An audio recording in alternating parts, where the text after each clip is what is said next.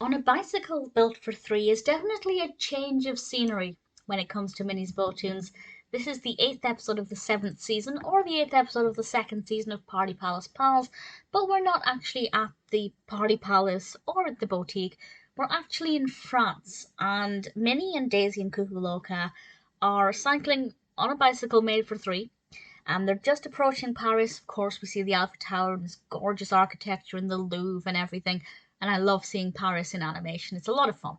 And they're cycling there to get these party supplies to the finish line of the Tour de France. But they kind of inadvertently find themselves in the Tour de France.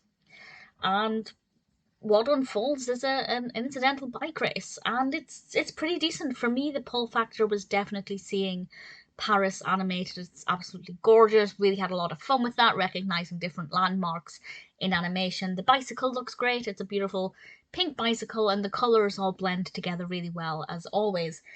Cuckoo Loca especially looked rather adorable with her little bicycle helmet on, pedaling away at the front. I thought she was absolutely precious.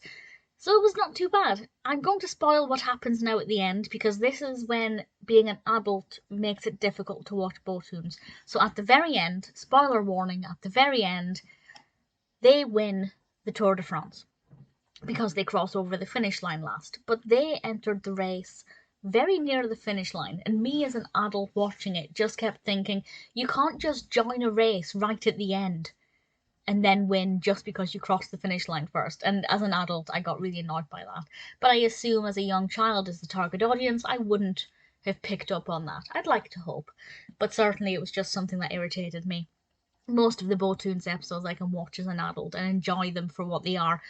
This one, I enjoyed the animation. Definitely visually a really beautiful episode.